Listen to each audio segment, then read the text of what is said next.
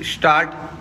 अध्यक्ष महोदय, हम देख रहे हैं कि सरकार की कोशिशों के नतीजे भी अच्छे निकलने लगे हैं। दुख इस बात का है कि इस वर्ष सर्दी के मौसम में वर्षा नहीं हुई, फलस्वरूप इस साल पैदावार भी उतनी नहीं है। कुछ लोग कहते हैं कि इस साल भी जो पैदावार है वह पिछले साल की पैदावार के बराबर हो जाएगी।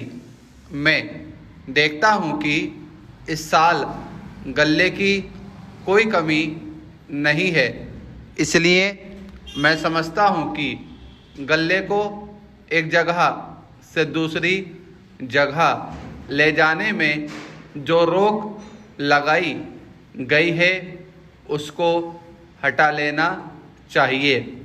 अभी हमारे राज्य में बड़ा अकाल पड़ा हुआ है, परंतु वहाँ पर गल्ला भेजने का कुछ प्रबंध किया गया है और लोगों को गल्ला मिल रहा है।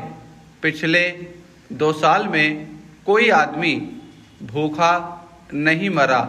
यह हमारे देश की सरकार के लिए बड़े ही संतोष की और बड़े गर्व की बात है। यदि अन्न की उपज हमें बढ़ानी है तो हमें पानी का प्रबंध करना होगा। उधर वर्षा की बहुत कमी है। ख़ासतौर से मैं अपने इलाके की बात आपको बतलाना चाहता हूँ। 20 साल पहले जितनी वर्षा वहाँ होती थी उतनी ही वर्षा आज भी होती है। वहाँ नहर भी है, लेकिन नहर का पानी वहाँ नहीं जाता है। नहर के पानी को आगे ही रोक लिया जाता है। कुछ लोगों ने नलकूप भी लगा लिए हैं, जिससे लाभ हुआ है और पानी का इंतज़ाम हो गया है, लेकिन सभी किसानों को पानी नहीं मिलता है। उनको बड़ी परेशानी होती है। पहली योजना से मैं इस बात की कोशिश कर रहा हूँ कि हमारे क्षेत्र के लिए पानी का इंतज़ाम किया जाए। वहाँ पर सिंचाई के लिए पानी दिया जाए, लेकिन हमेशा यही कहा जाता है कि एक बहुत बड़ा बांध बन रहा है और जब वह बन जाएगा तब पानी मिल जाएगा। 3 योजनाओं में यही कहा जाता रहा है। मैं समझता हूँ कि पानी का इंतज़ाम होना बहुत ज़रूरी है। अब आपने नलकूप पर टैक्स लगा दिया है, यह बहुत ही खराब बात है। खेती सही माने में अभी शुरू ही हुई है। जो कमी है उसको हमें पूरा करना है। जो टैक्स लगा दिया गया है उससे इस काम में बाधा पैदा होगी।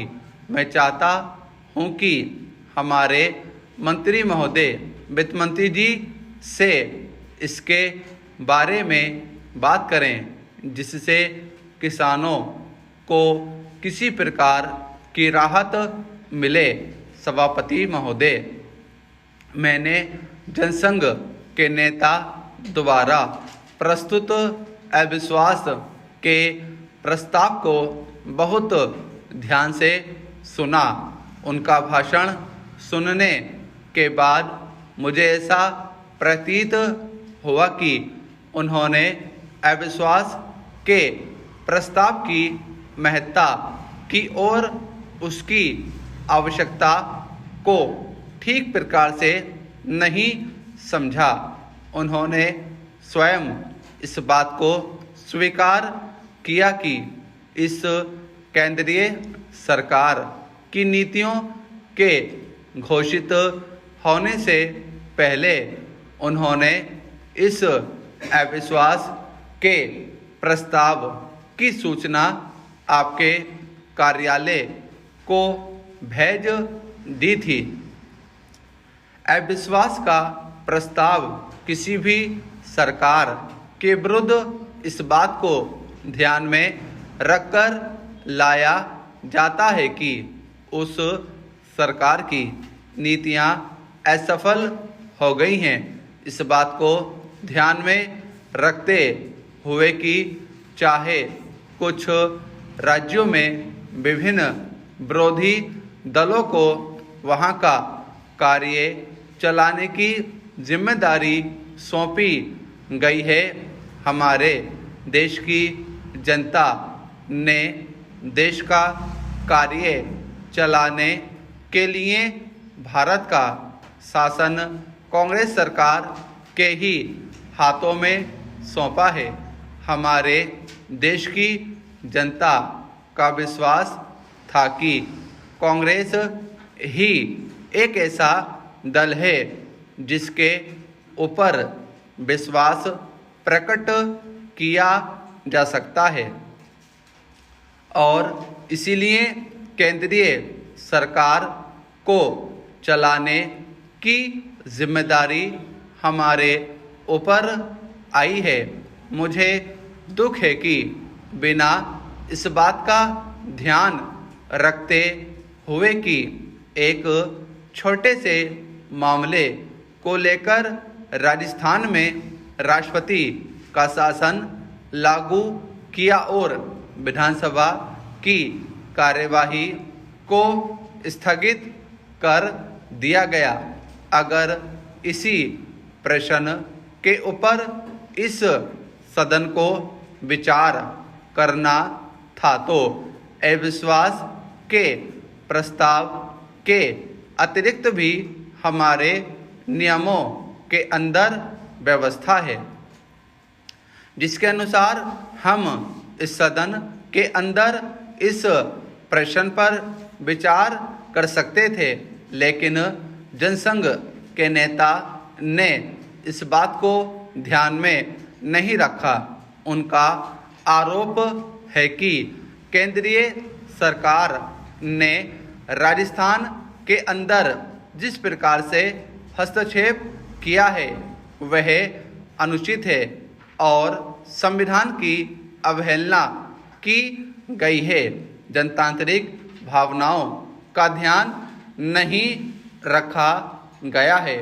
उनका यह भी कहना है कि वहाँ जो निर्दलीय सदस्य चुनकर आए थे उनको राज्यपाल ने राजनीतिक अधिकारों से वंचित रखा है और कहा है कि कांग्रेस पार्टी जो वहाँ का सबसे बड़ा दल है केवल उसी को वहाँ पर सरकार बनाने का अधिकार है।